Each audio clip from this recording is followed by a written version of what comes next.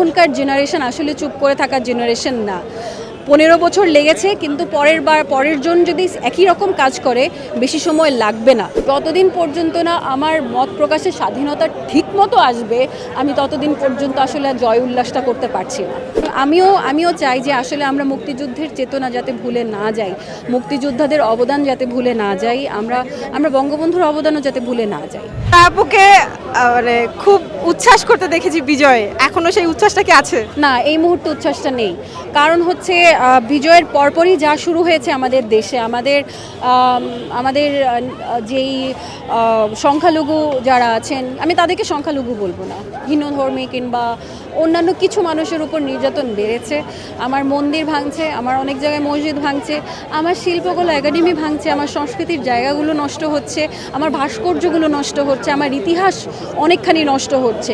হ্যাঁ, আমরা অনেক আবেগে, অনেক দুঃখে কষ্টে অনেকেই অনেক কিছু করে ফেলছি।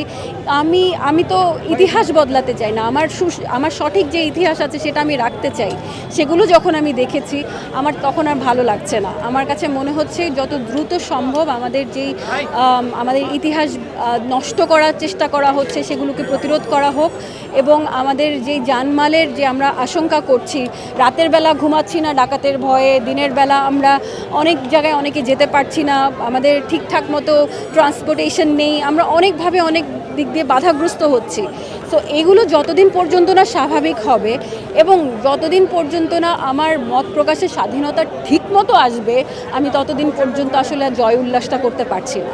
এই যে সমস্যাগুলোর কথা বললেন, এই সমস্যাগুলোর সমাধান বা সংস্কারের জন্য তো আজকে আপনারা শিল্পীরা একত্রিত হয়েছেন, এবং আপনাদের দাবিটা অবশ্যই এখন অন্তর্বর্তীকালীন সরকার যিনি ডক্টর মোহাম্মদ ইউনূস, অবশ্যই তার কাছে, এবং শুধু তার কাছে না, আমাদের নিশ্চয়ই এক অদূর ভবিষ্যতে নির্বাচন হবে।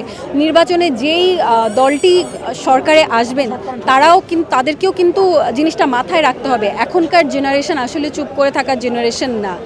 15 বছর লেগেছে, কিন্তু পরের জন যদি একই রকম কাজ করে বেশি সময় লাগবে না আবার জয় ফেরাতে। তো সবাইকে সাবধান হতে হবে, যে এই দলই ক্ষমতায় আসুক, যারাই ক্ষমতায় থাকুক, সবাইকে আসলে ন্যায়ের পথে থেকে কাজ করতে হবে।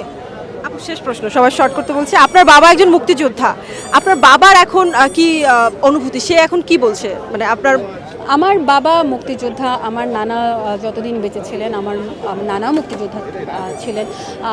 আসলে সবাই চায় যে তারা আসলে যুদ্ধ করেছে দেশটাকে একটা সুন্দর দেশ হিসেবে দেখার জন্য, দেশের প্রতিটি মানুষ যাতে শান্তিতে থাকতে পারে, গর্বের সাথে থাকতে পারে, সেটা দেখার জন্য।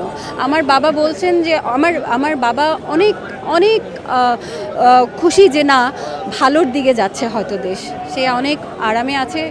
সে দেখছে যে এই নতুন প্রজন্ম আসলে নতুন করে সেই মুক্তিযুদ্ধ চেতনাকে নিজেদের মধ্যে ধারণ করে সামনের দিকে আগাচ্ছে। আমার বাবা সেটার সাথে সন্তোষ প্রকাশ করেছেন, এবং আমিও চাই যে আসলে আমরা মুক্তিযুদ্ধের চেতনা যাতে ভুলে না যাই, মুক্তিযোদ্ধাদের অবদান যাতে ভুলে না যাই, আমরা বঙ্গবন্ধুর অবদানও যাতে ভুলে না যাই।